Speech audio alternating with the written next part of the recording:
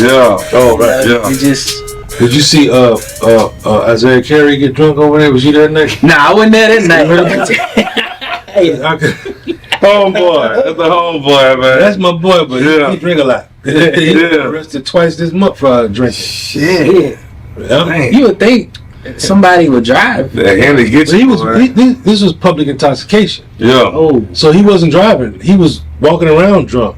But I'm like, everybody at the rodeo drunk. yeah. Yeah. Why pick on him? You know, they trying to make it. Yeah, no doubt. You know what it is. That's unfortunate, man, because you go to the rodeo, literally, I seen somebody sent me a guy, you could tell he was about to get on the bridge to try to go home, Mm-hmm. and he couldn't make it. Bro sitting Indian style. When a grown man sitting Indian style, Yeah. it's only a few things. He practicing yoga, meditation. Yeah, Pete.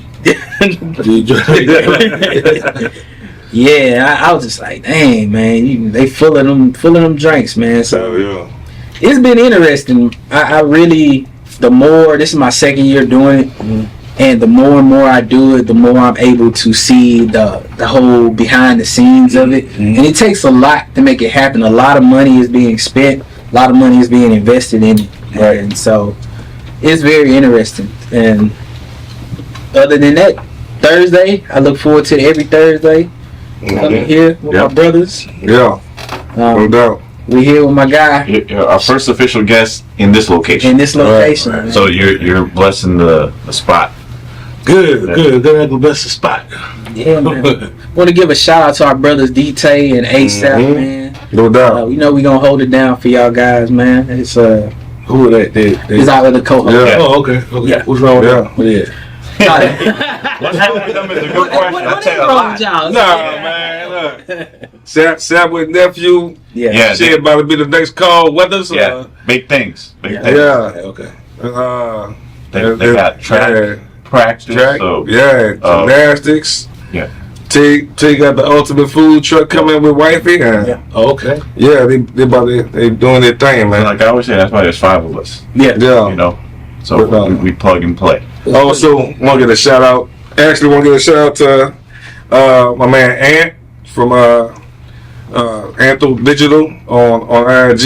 He made these shirts. This is actually I'm wearing this today because it's actually representing a new reality show with my brother DJ Augustine and another NBA vet Mike James that used to play also. Okay. And it's just pretty much the reality show is called Mission Next, and it's basically about what's next for after NBA life. You know what I'm saying? Like they got real good chemistry. I went to the premiere of it, and man, shit is comical. But they go to different businesses, mostly minority businesses, minority-owned businesces, where you got 9 to 5 blue-collar workers, and they actually work with these with the blue-collar workers and actually see what real life is, and you can tell that they have much higher level of respect for the average working man, and a lot it's crazy, but a lot of athletes, a lot of celebrities don't, They don't know. Yeah, they don't know. I could took them work with me. I used to work at Kroger for 11 years. I was the produce manager. Wow. Fuck with the mustard greens, collard greens, turnip greens. I used to hate that shit, man, but I had to do it. Right. I did shit for 11 years while I'm doing comedy. So I know both sides of working every day and then doing, having a little entertainment side. Right. But, I wish they'd have came with me. I'd have worked them niggas to death. Also, Antho Digital, he also is a business partner with our guy Benji Bama. Studio B Clothing. Okay. It's inside Ironworks Market. So I shout out to him also. You mentioned some, Shawn. You just recently did our special. Oh, yeah. On 2. Okay. 1 hour special. Shot it on January 26th. It's going to be coming out in September. Finally gave me my flowers. I've been doing this shit 30 years. So I started doing comedy November 26, 1994. It was the first day I stood on stage and told a joke. And it was from a dare from another comedian named Flex Alexander. Okay, yeah, He's yeah. married to Shanice. Right. He used to be a dancer for Salt and Pepper. Me and him were sitting next together, the little comedy thing, the little contest. You come up and tell a joke. If the crowd likes you, you get to come back. If they don't, you're done. And it was at the Uptown Comedy Corner in Harlem at the time. And I went up there and I told a joke. And I remember the joke. It wasn't even that. Now it's nothing, but it's something my father told me. I said, Daddy, what's the difference between a pussy and a bitch? He pulled out a Playboy magazine, took a pen, and drew around a vagina. He said, that's the pussy. And he drew around a whole woman. He said, that's the bitch. And they liked it. Yeah. That was it. That was that simple. And they liked it. Yeah. So they put me in a workshop. The workshop had Dave Chappelle, Dean Edwards, Tracy Morgan, Mike Epps. I was in a workshop with all these brothers Right. in 1994. They've all, gone up. I don't know what God plan is for me. We all started at the same time, but I still hang in there. And then I just learned the chops in New York City. Stayed in New York for 6 years, doing the comedy scene. Did the Apollo. The first time I did the Apollo, I didn't get booed, but they was winding up on my ass. Okay. You know what I mean? Yeah, you can feel that shit. I was like, oh, thank y'all, good night. Before it happened. Yeah. And then I had to go work some more, do some more time on stage, and I went back, and they let me make it. I made it through. And that's when I moved to Los Angeles to get on TV. That's when I started doing the comic views. I did comic views 7 times, Def Jam twice. Had my own. Well, I was on a show called Crank Yankers. I remember that. I was a voice. You're part of my whole childhood. Right. So I mean, that's where I got my chops for TV. Was in Los Angeles. Then it got too expensive to live out there. I couldn't get out of the state. So I met a lady here in Houston at a comedy show. Wound up marrying her. Wound up going on court TV with her. Wound up getting. Wound up winning the case. Yeah. Wound up having a baby with her. Wound up getting married. Got divorced, and now I'm happy. So Yeah. You just went through a whole lot in a short period of time. Just like that. Yeah. Let's go from the beginning. How did it all start? Where were you originally from? Originally born in New York City, lived in New York half my life, raised in Connecticut the rest of my life. Okay. So it started, like I said, it started in 1994. My son was born November 25th, 1993. And that was actually on Thanksgiving Day, the day he was born. Wow. And this next year, he had his first birthday.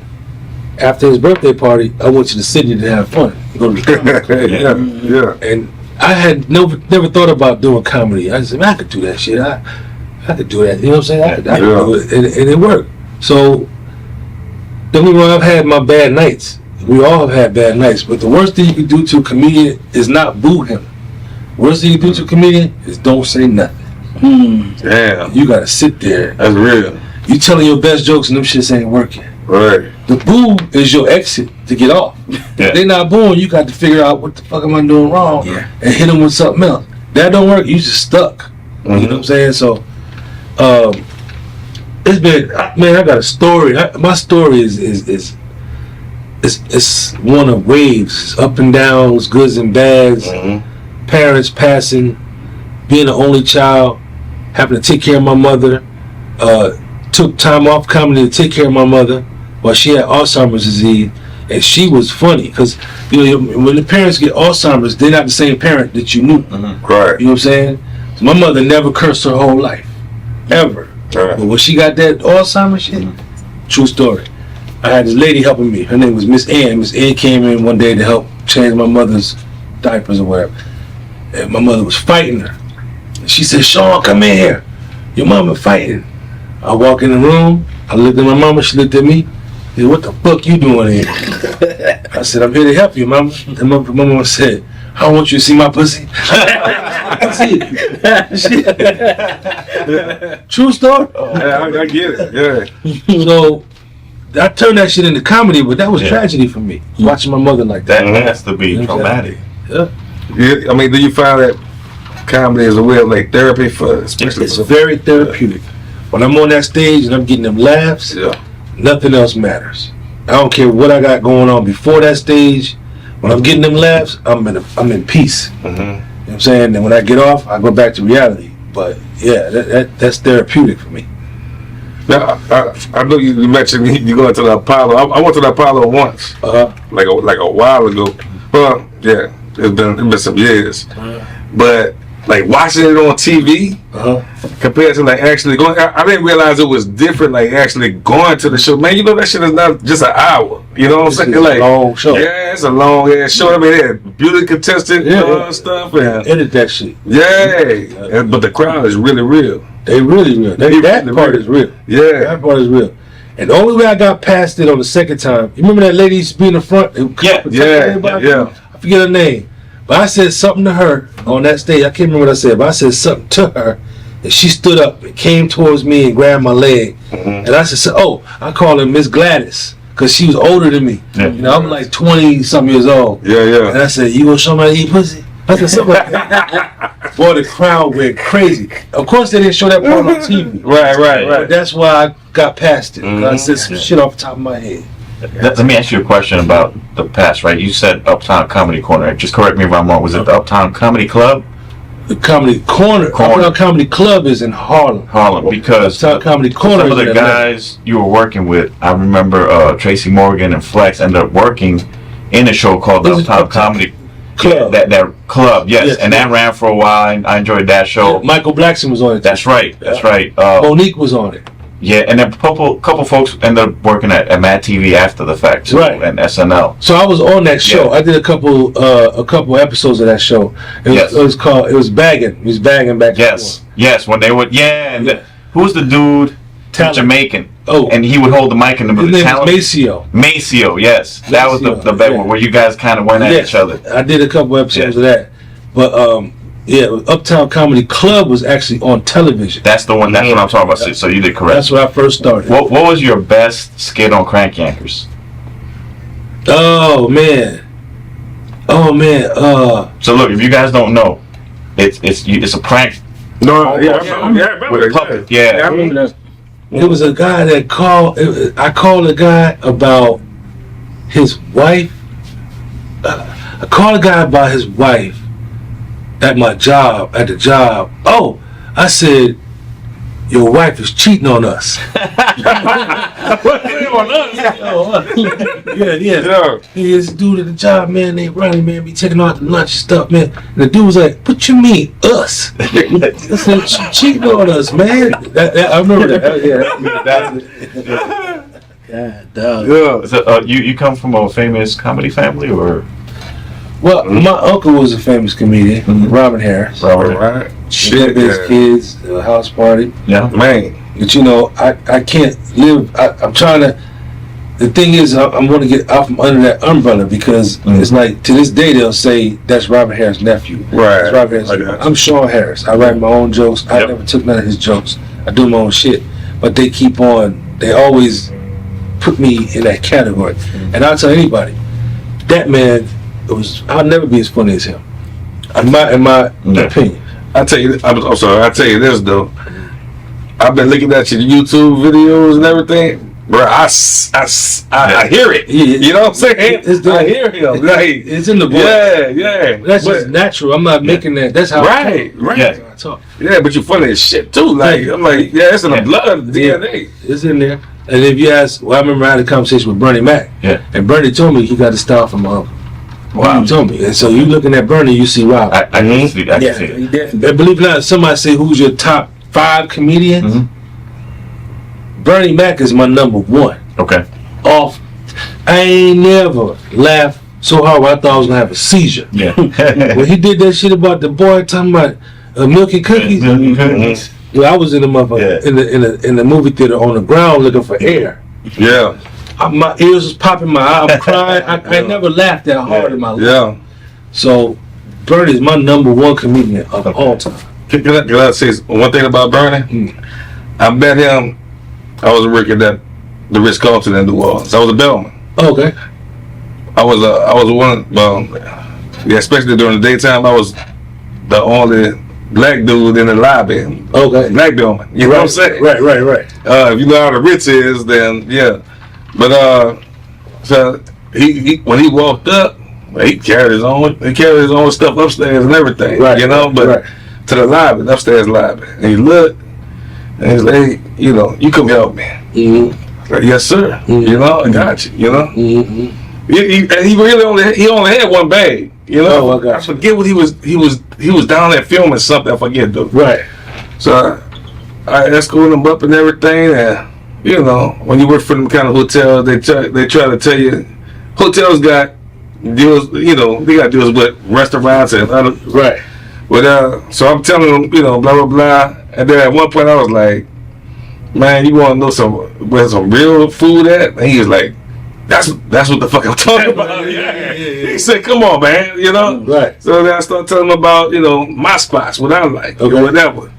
And he said, man, okay. He said, I appreciate that. He got a phone call. I found him in his room and everything.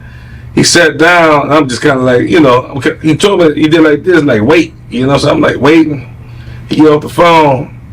And we had a 10 to 12 minute conversation, man. Oh, really? Yeah, he was just like, that's, you know, besides the comedy with him, which I agree with you, you know, I feel like he's definitely my top 3, you know what I'm saying? Yeah. Mm-hmm. But besides the comedy, that's what I like really peeped out who he was, you know? Mm-hmm. Chi-Town, you know what I'm saying? And I got family live on the south side of Chi-Town, and so we just kind of was talking and everything. But he really was motivating me. Mm-hmm. Like he saw, like, man, this ain't you. You know what I'm saying? Like, whatever you want to work on, focus on that. Right. You know? And I was like, damn, man. Like he was hitting me in the head with some stuff. Give us in the gym. Yeah, like I was like, I had so much respect for him. You know what I'm saying? Like whenever, and like, I mean, he was down there for a couple of weeks. Whenever he came down, he was looking for me. You know? Okay, that's what's up. Yeah, real dude, man. You know? I only actually met him in person twice. Mm-hmm. Twice, and it wasn't really too much conversation. He was doing other stuff. Just basically shook hands. And, and he said, hey, I got my shit from your uncle. That's what he told me. And that was all he said. Mm-hmm. What would you say, like, anybody who's out here, because you see on social media a lot of these skit comedians. Mm-hmm. Oh yeah. What would you say if someone wants to get into the comedy game? Is that the correct way to go about it now in this age, or is the tried and true way, like you did, going to the comedy clubs and just working your way through? Either way, that's not relevant right now. Mm-hmm. That way I did it is not gonna work for them right now. The fastest way to get that fame and notoriety is through the internet, through the skits.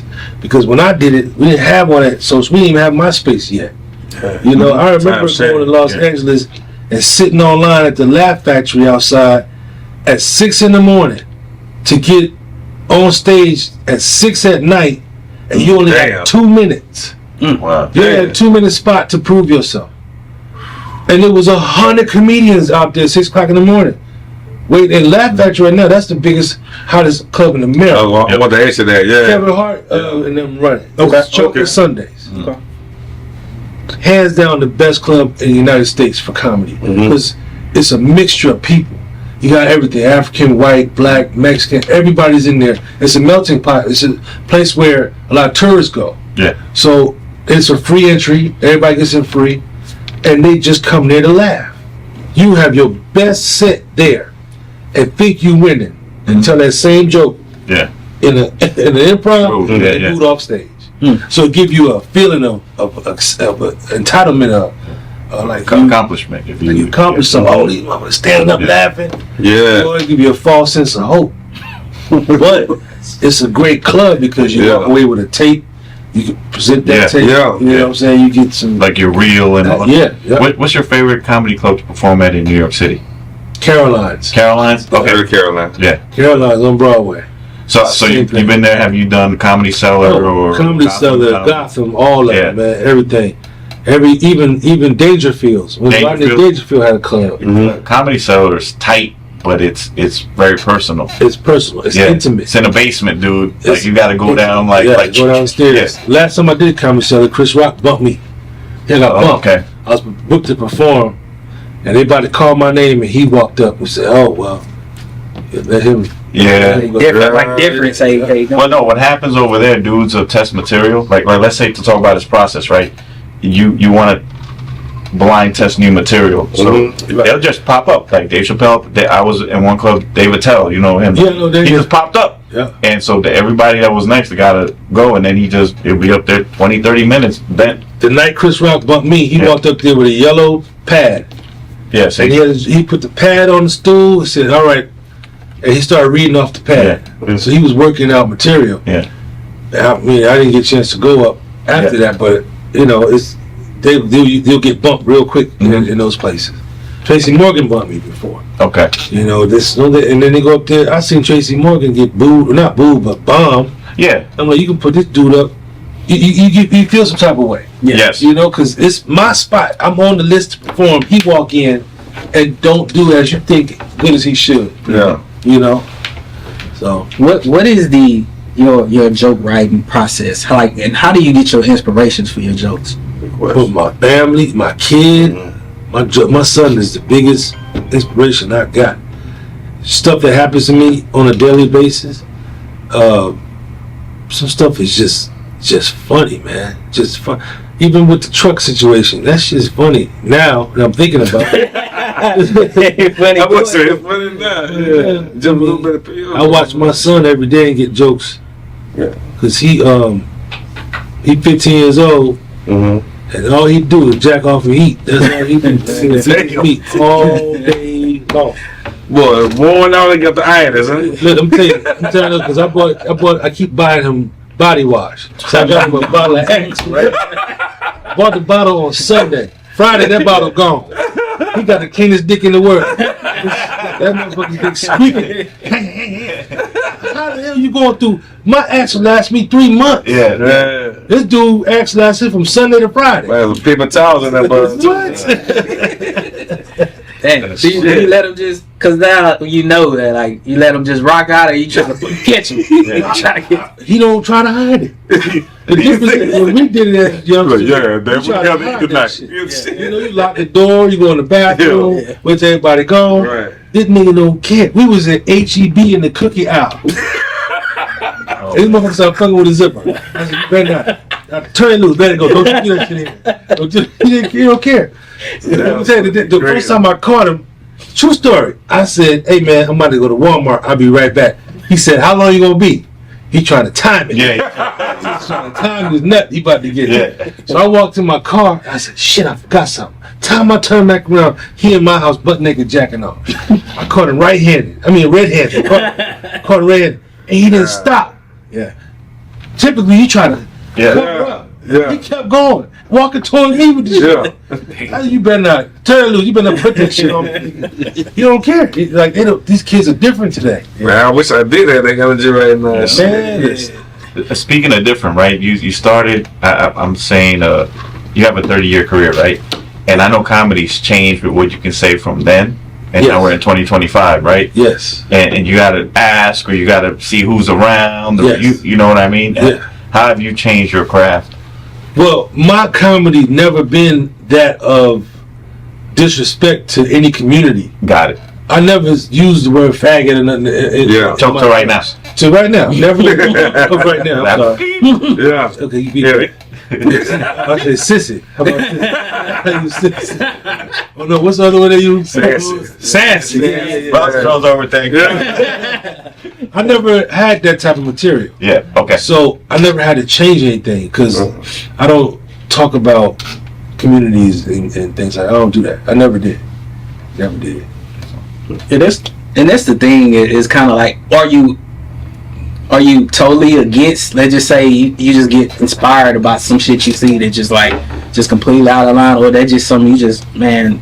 Even if you get inspired about a joke about something like that, you're not even gonna touch it. I don't want to even touch it, man. Okay. Because I could talk about sassy dudes all day. Yeah. But I just don't. I don't even want to cross that. I don't even want to cross that. You know what I'm saying? That's not my lane. And I don't even talk about politics. Yeah, that's touchy.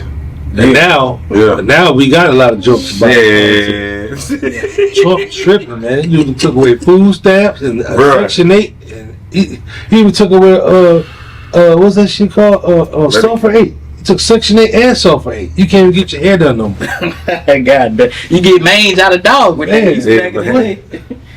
Yeah, that's crazy.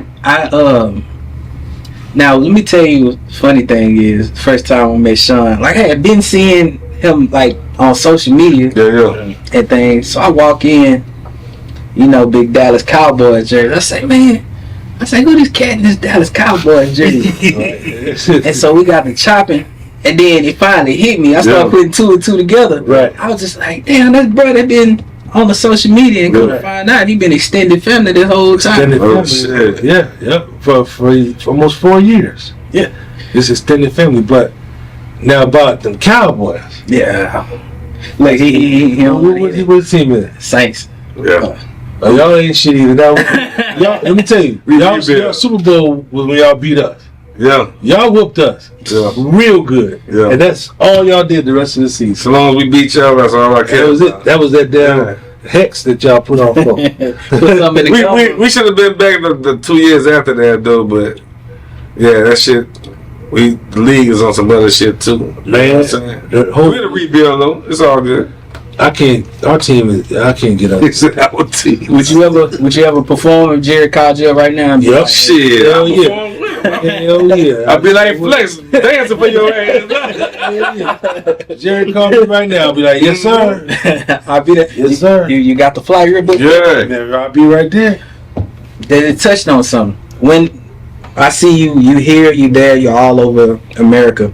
When if somebody wants to book you, what are your requirements for anybody to have you perform? I require the 50% deposit up front. I'm not touching the microphone until I get my bread. I done feel that too many times. Feel that? 9 times out of 10, the comedy clubs will pay you to perform and pay for your hotel. You gotta get your own transportation.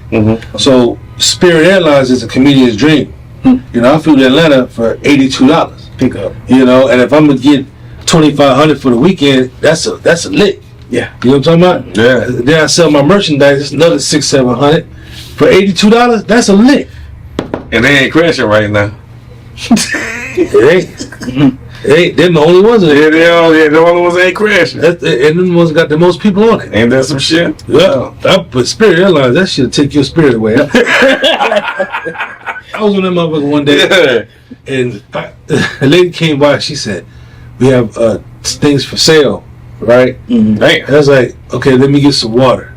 She said $8 for some water, Shit. and it was a half a bottle, like one of them little bottles. Super purified. Yeah, I said, "Well, no." I said, "Give me a cup of ice." She said, "That's $4." Damn. I said, "Well, fuck, damn. I mean, just give me the ice by itself. I'll turn it into water." You know what I'm saying? Like, give me that hose pipe temperature. Yeah. I go in the bathroom and get me some water. $8 for a little half a bottle. Yeah. I stick with Southwest, man. Southwest was cool, but they stopped flying out of Bush. Really? Yeah, Hobby is loaded with it. Yeah. I live right by Bush, so it's more convenient for me to fly out of Bush. They used to fly out of Bush. They stopped. Right. They stopped. Now you, along with being a comedian, you also starred in several movies. Oh yeah. What was your first movie, and how did you get that opportunity to perform? I was in a movie called, what's the name of that movie? And I know y'all seen the video. What was the name of that movie, man? Oh, it's called Living the Life. Very first video clip that ever went viral. It was a little boy at a store talking to a Chinese lady. He was like, "Bitch, I want my motherfucking $25." You know what I'm talking about? Yeah. That movie that video went viral millions of times. That was the first movie I did. I played a gangster. I played a gangster. I played a sissy gangster. I ain't happy about that. I didn't dress nothing like that. You know what I'm saying? I was saucy. After that, it's been 17 movies since. 17 movies since. A lot of them are listed on imdb.com. You can go check that out. But most of them are on Tubi, and some of them hit Netflix. you know, they're out there.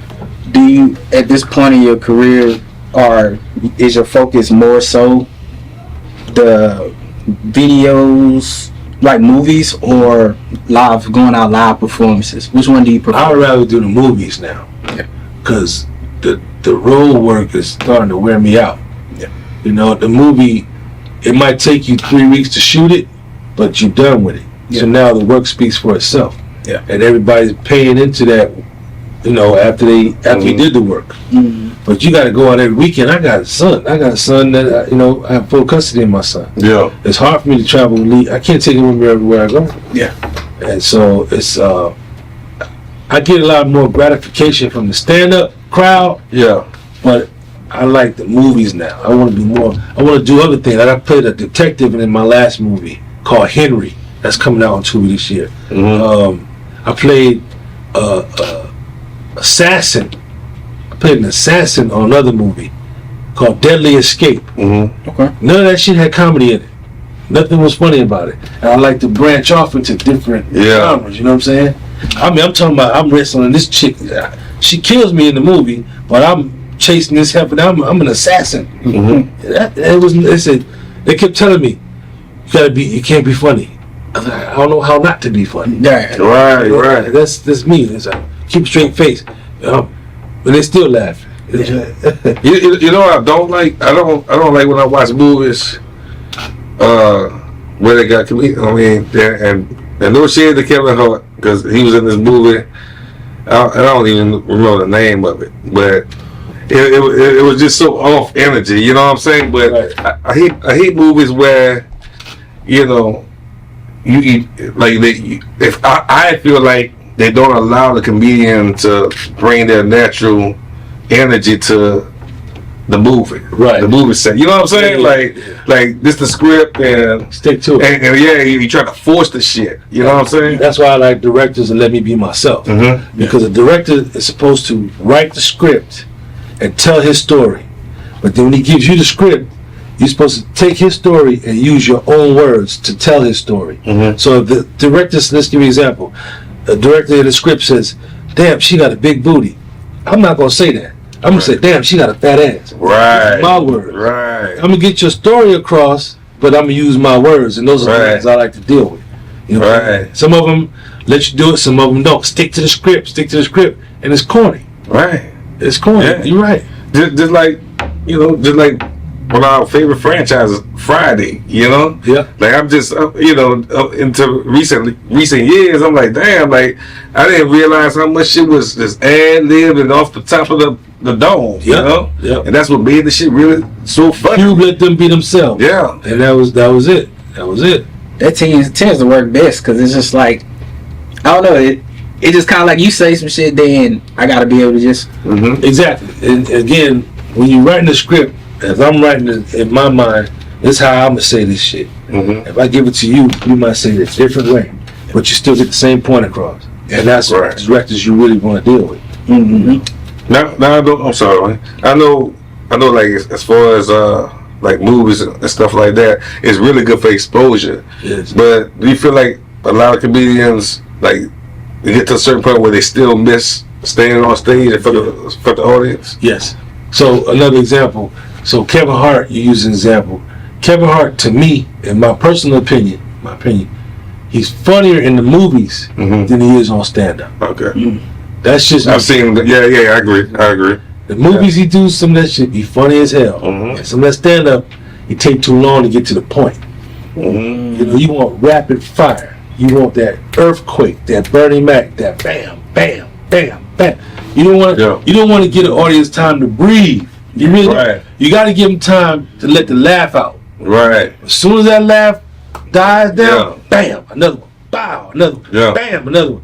That's comedy. I love Earthquake too. That's another one. Earthquake. Yeah. He's in my top 3. Yeah. Bernie, Earthquake, and I'll even go with Dave Chappelle, Mm-hmm. because Dave is more clever. Yeah. Man. Dave is clever. Yeah. He'll tell a story and it should be funny as Be fuck. funny as hell. It has a message. But it'd be so much truthfulness to it. You know what I'm saying? Like, but put it in a way where, you know, even if a razor, you gotta laugh at the shit. You know what I'm saying? Like, The dude, one of the most simple jokes he ever told made me laugh so hard when he talked about how his son got into a fight at school because somebody bit his sandwich. You know what I'm talking about? And he actually bit his sandwich. you guys get the sandwich, Eric.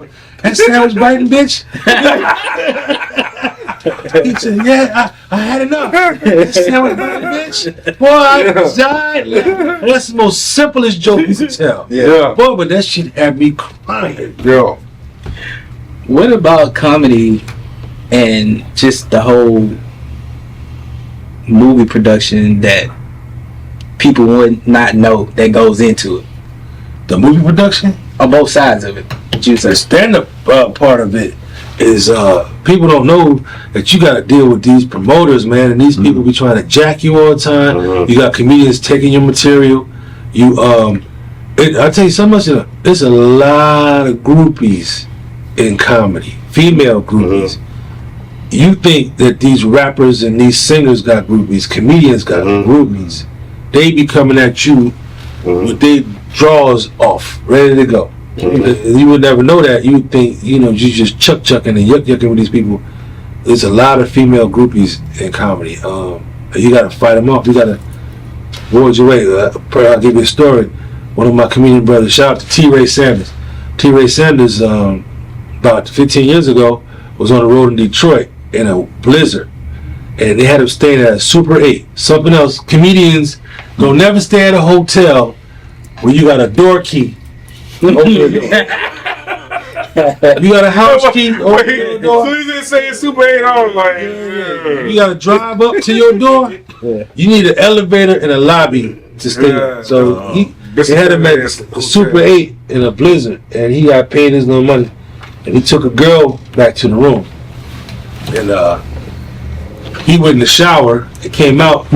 She had left the latch inside the door where somebody can get in there. He went there and robbed him. He shot him 5 times.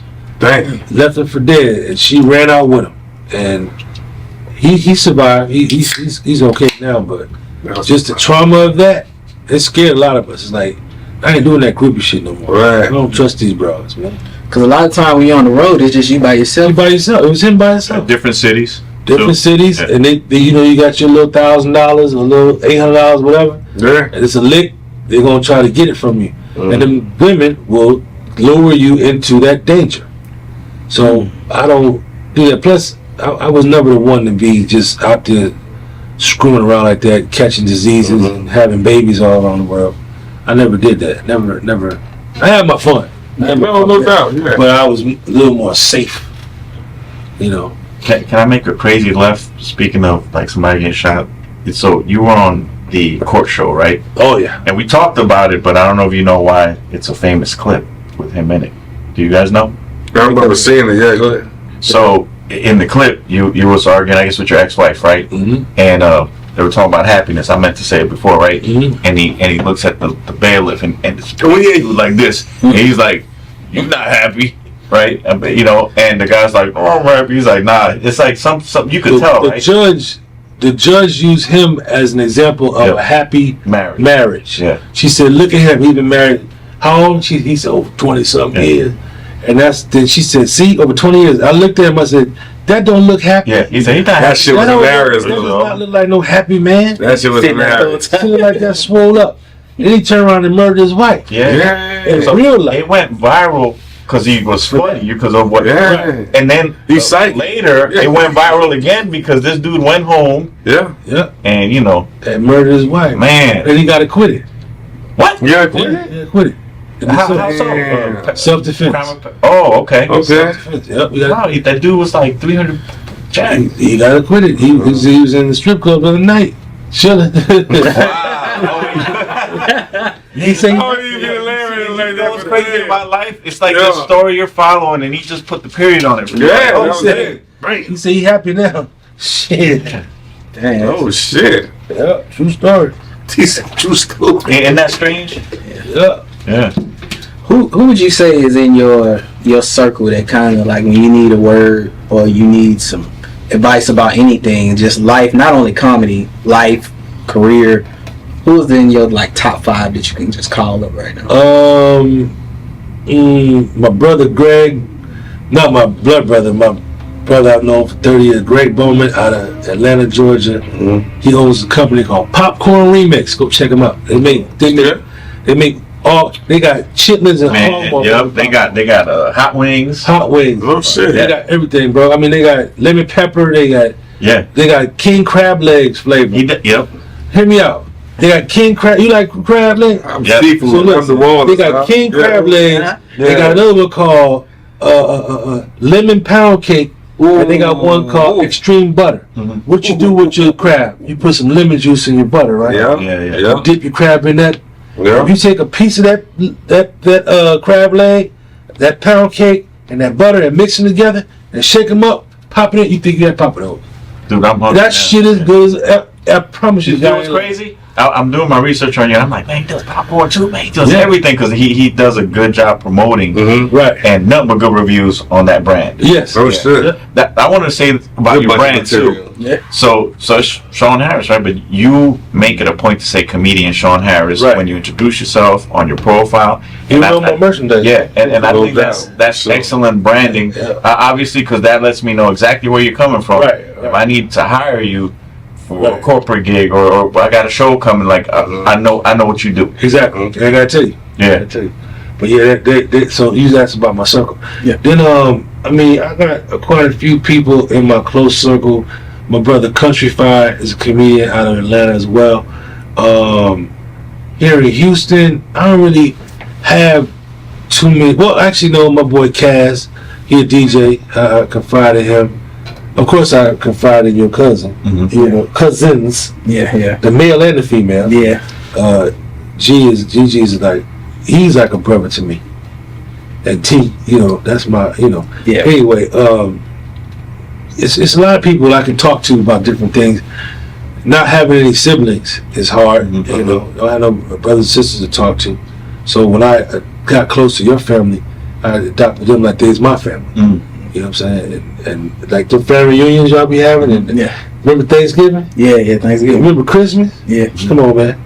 My son don't see that, so that's why it was so important to keep that relationship good with your cousin, because Tyler I don't have that family on my side, and I always had it growing up. I had the family reunions and going down south visit family, but now I don't have that no more because they all gone. So my son being close to your cousin, you know, Hassan, whatever, them two like brothers.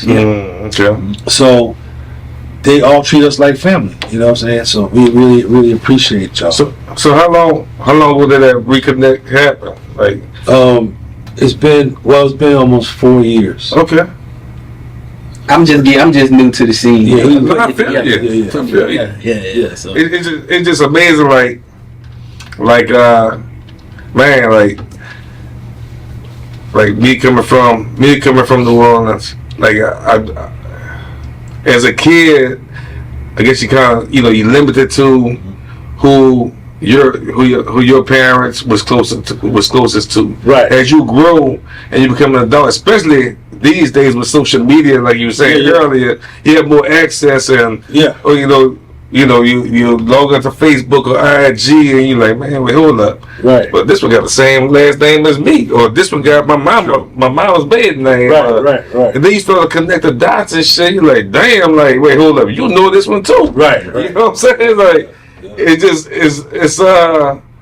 just crazy how I feel like we all related in some kind of way. Right. You know what I'm saying? Like, they had this movie back in the day, Will Smith had 6 Degrees of Separation. Oh yeah. You know? I mean, besides, you know, his character, whatever, like, I just always feel that because even out here in Houston, I meet people just on a whim, dog, and like, and I'm like, wait, hold on, how the fuck you know him? You know what I'm saying? Like, and he know this one, you know, it just, small world. especially Houston, big city, small world, you know what I'm saying? Yep. So Sean, when you not out here working, man, what do you do for fun? What's some of Shawn Harris? What I do for fun? Yeah. You really want to know? You want to know the real? What I like to do for fun? Believe it or not, and this might be the simplest thing you could think of. I like to sit in my house and play Call of Duty with my son. Yeah, man. My son's in Connecticut, my oldest boy. Yeah. I got He's on that headset, Yeah. be on the same team, Yeah. and be wearing them niggas out. Yeah. Yeah. And that's fun to me. Yeah. That's a release to me. I be talking shit. Yeah. You know, Yeah. it's safe. Yeah. I could drink my little drink. You know what I'm saying? That's my happy place. Let me ask you a too. question. Yeah. Are you cursing and let's say wilding out when you're on that headset with other folks? Yeah. Man, I don't know. Do you stream that? No, Listen, you have a brand and you should stream that. I was told that before on Twitch. Right. I'm telling you, yes, because you're very funny naturally, right? And that brings another element to gaming. People are gonna watch gaming regardless. Right. But having a dad and son team while you're killing dudes, you know, you murdering them and their emotions. Yeah.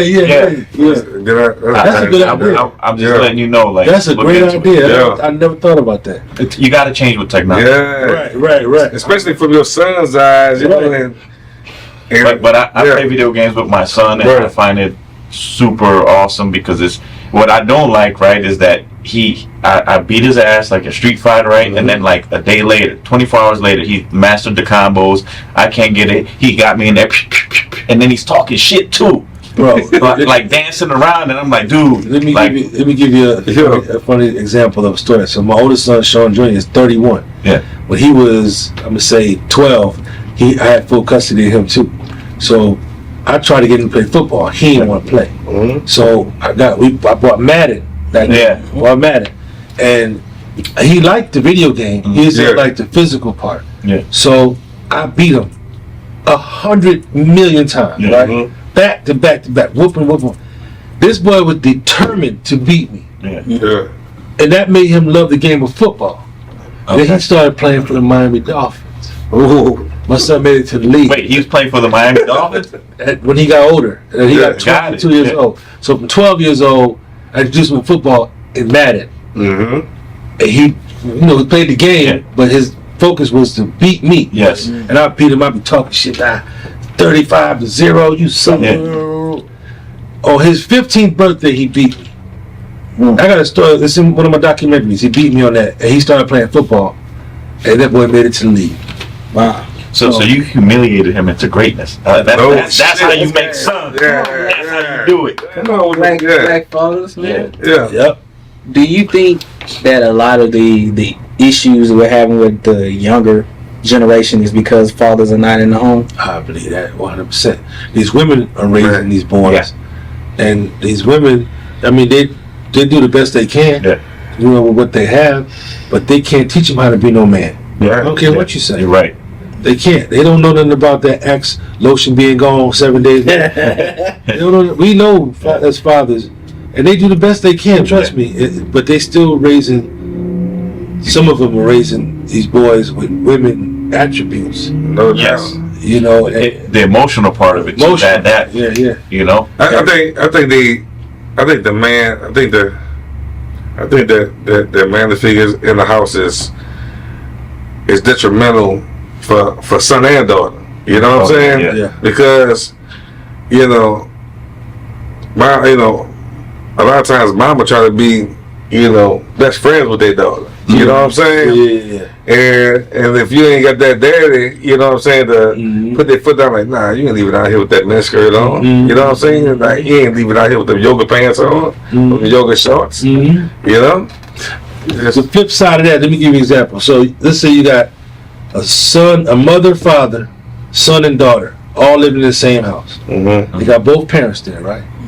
So the daughter and the father usually are the tightest, and the son and the mother usually the tightest. Yeah. Correct? Yeah. But each parent treats each child different. Perfect example. If my daddy came home and seen me get my dick sucked by a girl, he not gonna say nothing. But let him come home and see his daughter sucking that dick. It's gonna be some shit. So that's where you get the opposites. Yeah. You feel me? The mother can check that daughter, and the father can check that son, or vice versa. Yeah. But if you only got one, they don't know how to handle it. Right. Even the father, again, the son will get away with murder, the daughter can't. Yeah. You know what I mean? It's crazy. And all you're doing is trying to protect your daughter. Yeah. Right. Really. I mean, I would still have a conversation with, you know what I'm saying? Yeah. Yeah, bro, I feel you. But you got, I mean, Yeah. but I ain't lie. I bring his mama to the fold too. I'm like, but look, you can't be doing this shit with your mama now like that. That happened to me when I was 16 years old. I had this white girl at my house. Yeah. I was fucking, well, I was smacking, right? Wait, he said, wait, look, I'm sorry. They said, I was in it, right? yeah. My daddy came home early from work, and he opened the door, and I looked, and it went soft immediately. Right? And I said, oh, shit. And he closed the door. I said, kid, put your clothes on. My daddy home. And he opened the door again. He said, come here. And this is what he told me. He said, they get that bitch out of here for your mother to get home. He never said another word. Yeah. And that was my mama. Yeah. She, I was getting my ass whooped right there on the spot. Yeah. That's a true story. I can't make that shit up. But that builds a bond with your dad, right? He looked out. He looked out. Yeah. Taught you a lesson. Never Like, said bro, that. Yeah. That's my dog. Yeah. He never said nothing. Never said another word about it. It's funny because my son, he's real passionate, kind of like I was. But if you ever meet my son Devin, you know. The little one?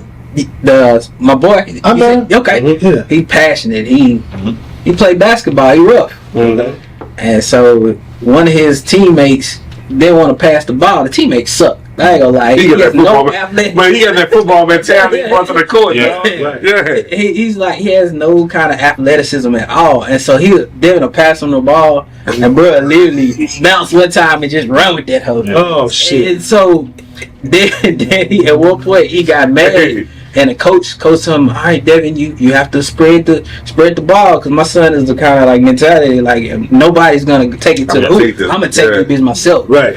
And so he passed it to dude, and dude got the ball stolen from him. And so my son got hot. They had these little wristbands to let them know who they need to guard. Mm-hmm. Man, he time out, throw the fucking wristband. He get all loud with the dude who Them was robbing ass. Huh? Yeah. And he looked over there with me one time. I stood up. I looked at him. He ain't looked my way no more. I said, okay, I got something for him. They ended up winning the game. After the game, I guess he thought I forgot that shit he did. Yeah. So he come up to me, hey dad, you see we won the game? I said, put the hand down.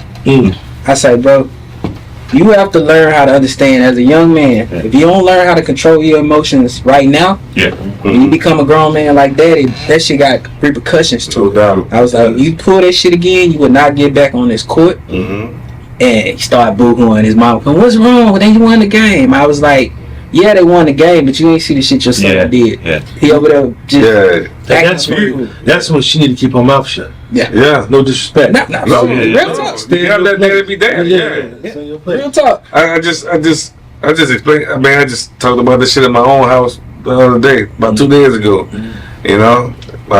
You know, my wife, she's the ultimate nurturer. Especially to our son. You know, and I mean, I joke with her. You know, I'm like, hey man, you gotta take the titty out of his mouth. You know what I'm saying?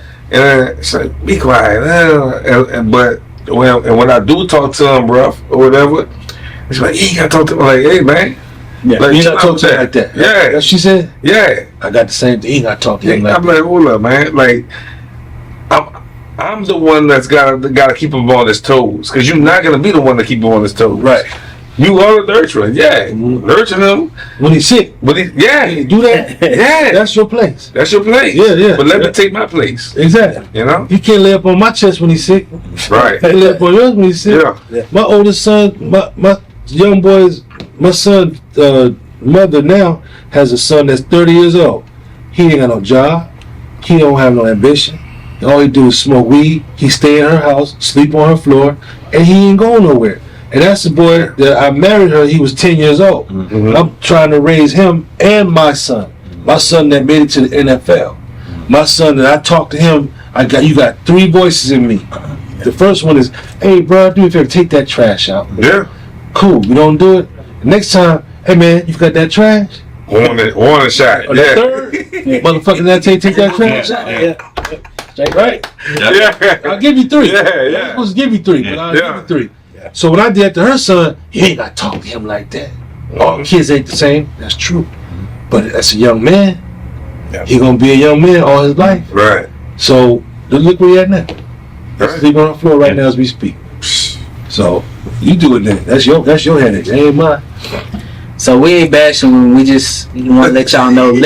Oh yeah, That's I love women. Life lessons. Yeah. There's a lot of great mothers out there that raise young men to be No doubt. solid citizens. doubt. No doubt. Mhm. No, you won. My mom You raised 3 of us by It's herself. just, like I said, there's a lot of women out there that do that shit on their own, and I respect sure. them because when you become the custodial parent, it's just you, and you ain't got no help.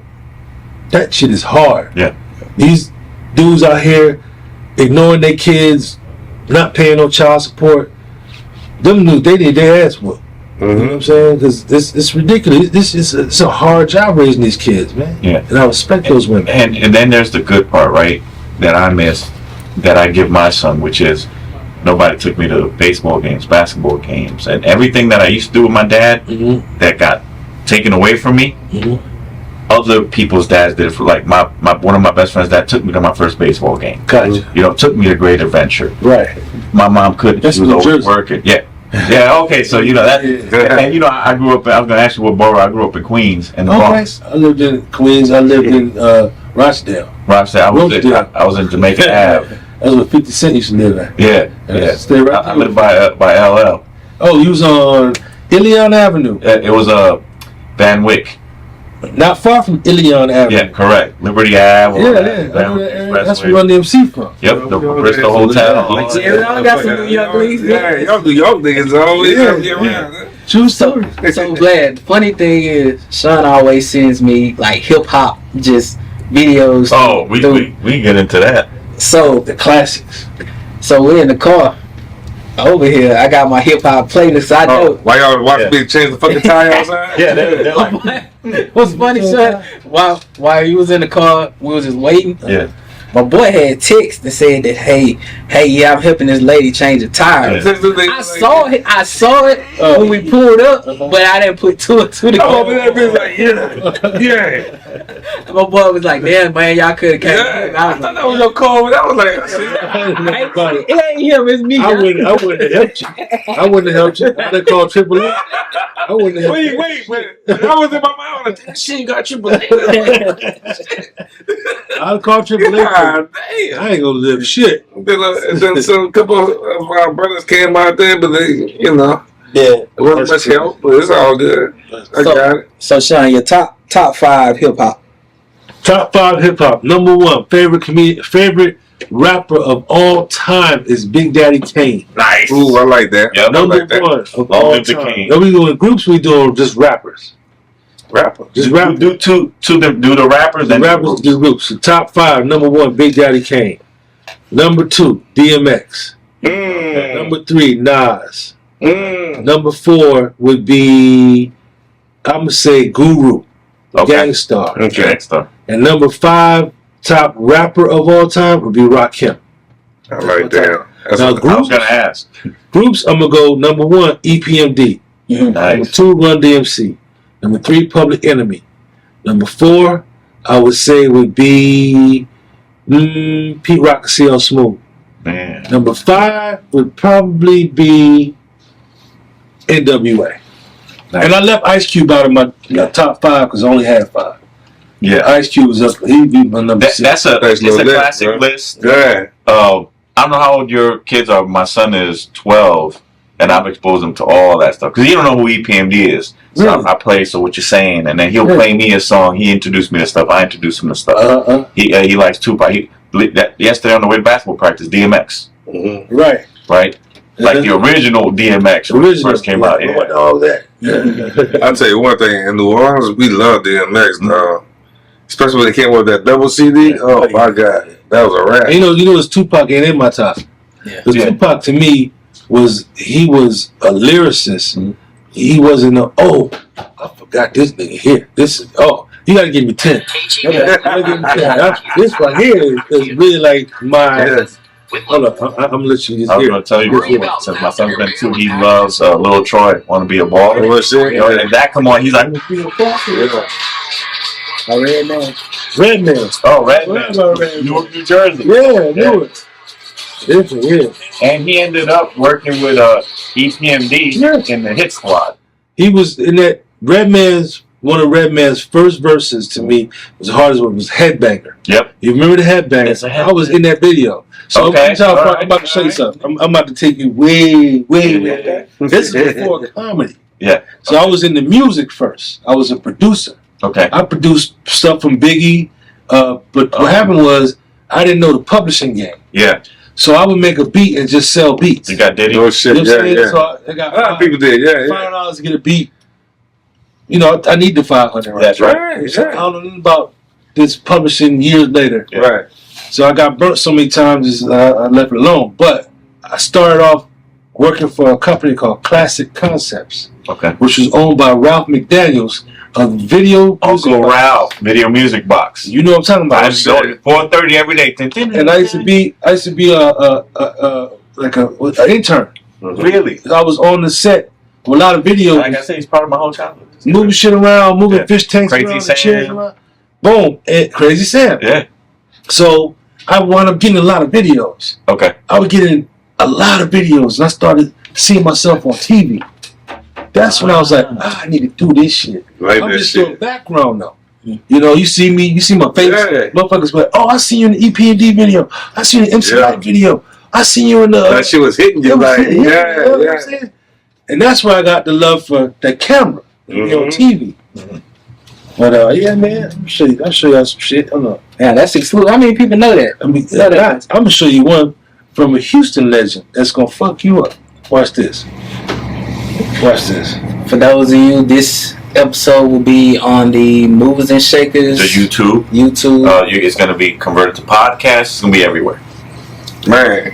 We still have the Movers and Shakers merch. Okay. What you know about this? You know what Here we go Okay, again. watch this shit. Watch that shit. This gonna really tear your head up. Shout out to Zero the Cricket. Man. Okay. Just watch it. I play a pastor in this video. God damn.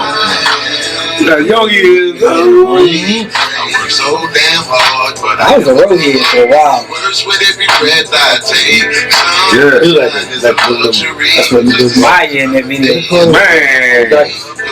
I miss them for the time. It might be mine. God damn.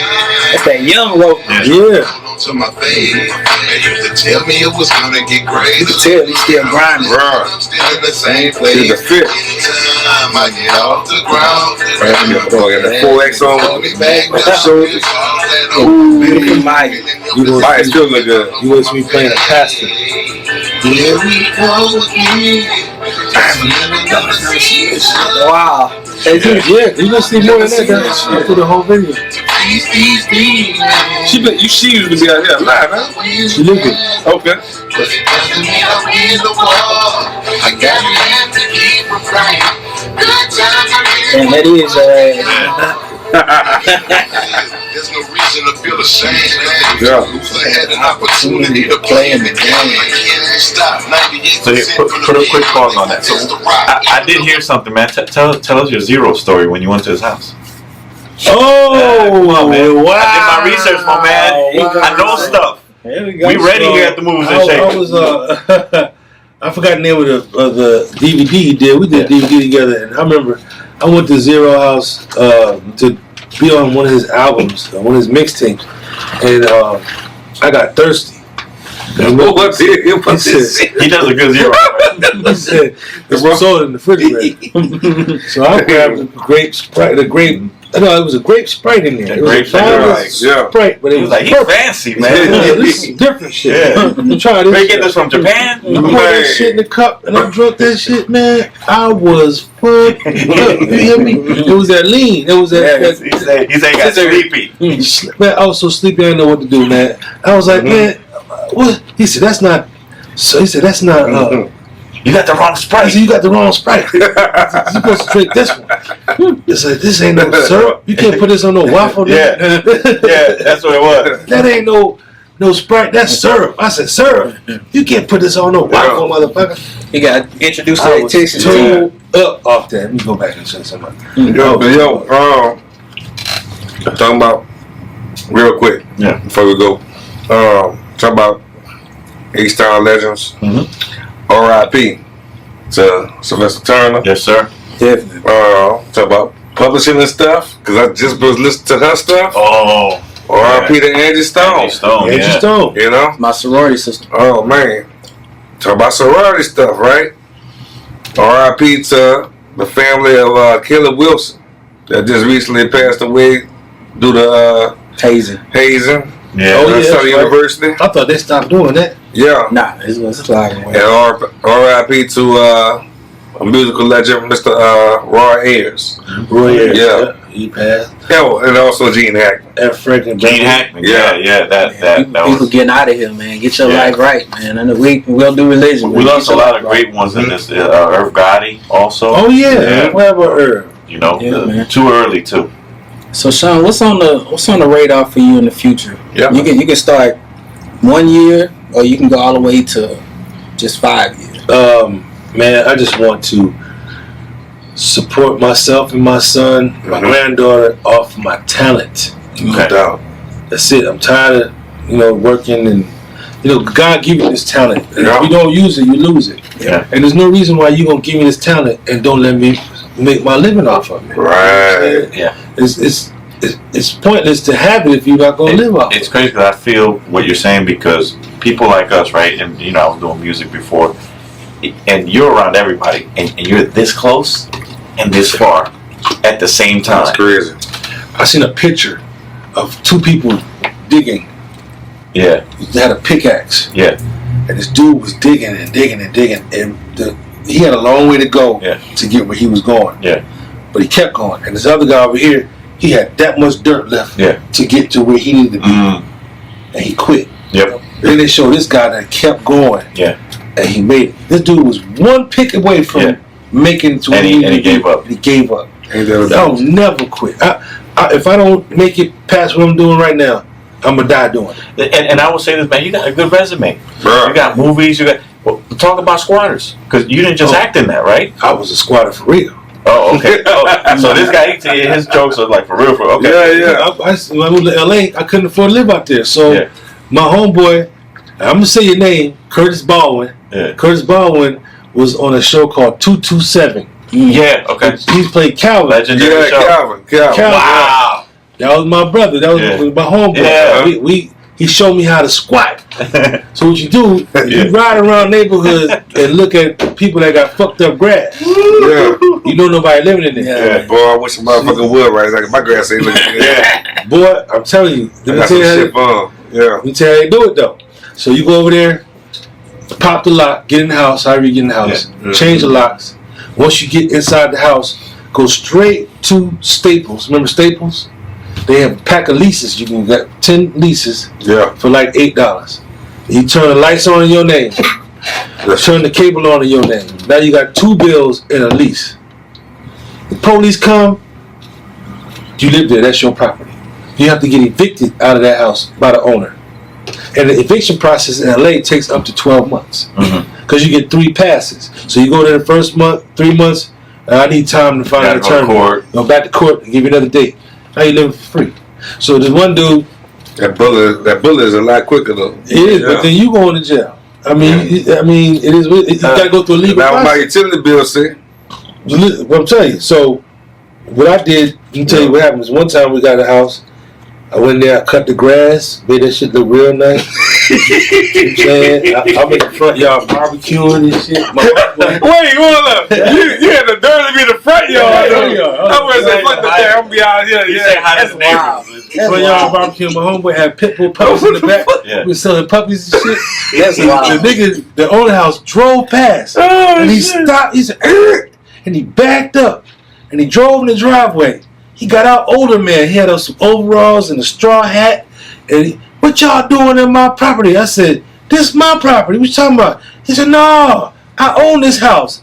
I was like, we rented this house from Leon. He said, well, who the hell is Leon? I showed him the lease. And he reading it, he's like, God damn. Now we feel like we the victims. Yeah. So he's like, well, I don't know Leon, but y'all got to get out of my house. I said, hey man, we gave Leon $5,000.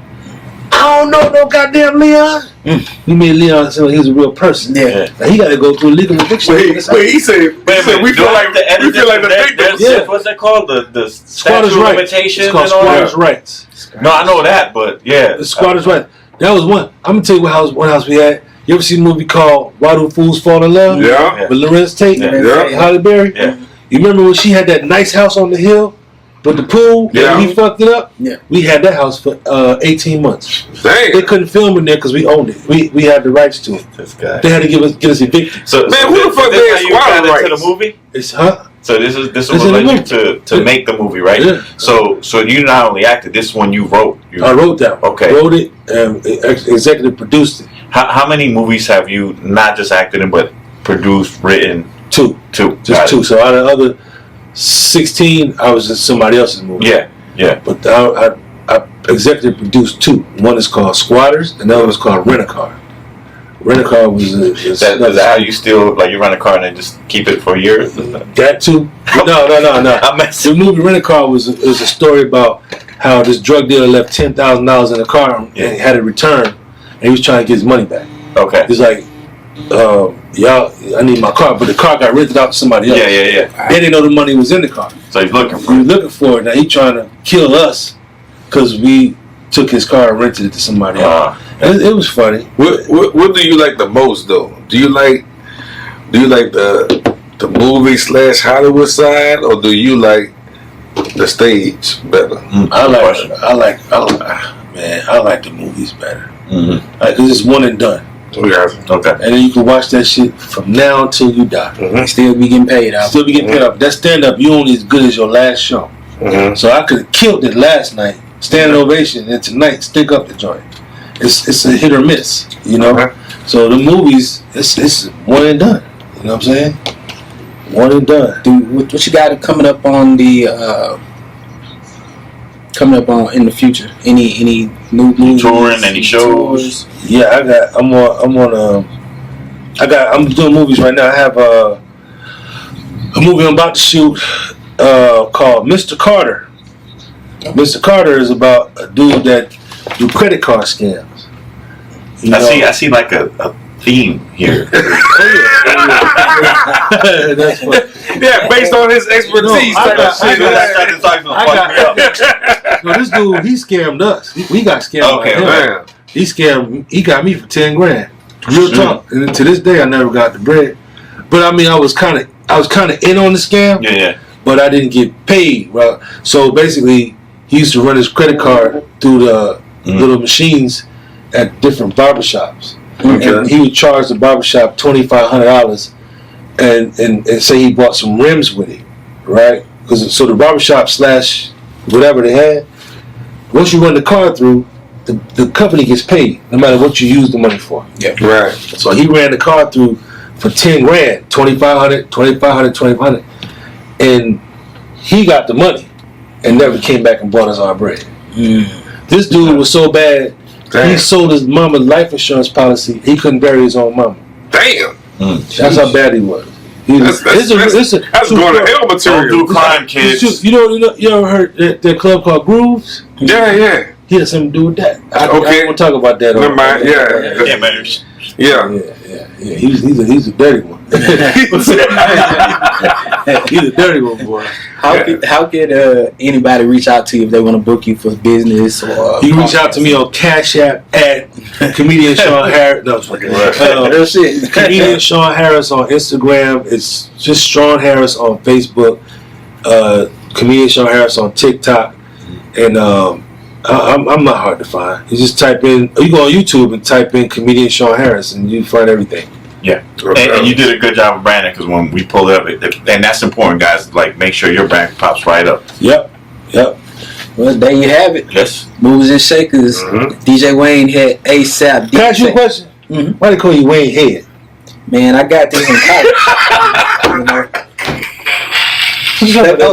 What was that show, Waynehead? Yeah. There was a show called. Yeah. It was Wayne's World. No, but there was a no. It was a Waynehead. Yeah, it was a Wayne's. They did that way. Yeah. I remember that. So that's what they used to call me in college, and so when I started DJing, I said, you know what? Fuck it, I'm gonna just be DJ Wayne. When I met him and we talked about it, I'm like, yo, you took that and you owned it and you branded it. Yeah, I did. And it's not the standard DJ name. You're always gonna rub it. And what's crazy is I had booked a consultant one time when I was trying to expand, and he was just like, "You need to change that. Nobody's gonna take that serious." I say, "You know, just because of that, I'm gonna keep it." I mean, Wayne is a good name. I mean, it just shows you got a lot on your mind. That's it. That's always. You know what I'm saying? Look at this nigga. Fuck you. Fuck you. He's headed this way. You got a lot of information, dog. It's a weekly thing we do to him, man. I'm head of the class. Yeah, man. But make sure y'all check goddamn brick. Yeah. Hey, hammer. Make sure y'all check this out on the Movers and Shakers show On YouTube. Spotify. And we're gonna put the clips on. You got the live, and we're gonna clip it up on Instagram and TikTok. Yeah. Appreciate you, my brother. No problem. See y'all next time. Yes, sir. Nice to meet you, my brother. Show, brother. My man. Yes, sir. And me and you got something to talk about this New York shit. Yes, Yeah. sir. Yeah, we got it. And catch him soon on Twitch, busting your ass On Call of Duty. on Call of Duty and talking smack. March 14th, I'll be at the lounge, the comedy lounge on 1960, like Walters Road. It used to be called the Comedy Corner. Okay. Okay. That's March 14th. I'm gonna give you the flyers. You can post it. Yeah. Okay, good. I want to pass through, man. Oh, for sure. Yeah. For sure. We should. We make it a thing. New Orleans, past truth. Yeah, for sure. My homegirl's on the show. She's from New Orleans. She's from Okay. Louisiana. Her name is Lady Rico. Shout out Lady to Rico funny than mother. You remember her? She was at the show. Yeah, She's she 5. No, she's 6 foot she tall. tall. Wait, yeah. Okay, I know you're talking about, yeah. Foot this that damn big. Pretty tall. For sure. All right, baby. Take us out. There you have it. DJ Waynehead. No, remember we got stopped. There you have it. DJ Waynehead, ASAP, D-Tape. Mad Black. Well, now G Money. And our special guest, Shawn Harris. All right, on. peace.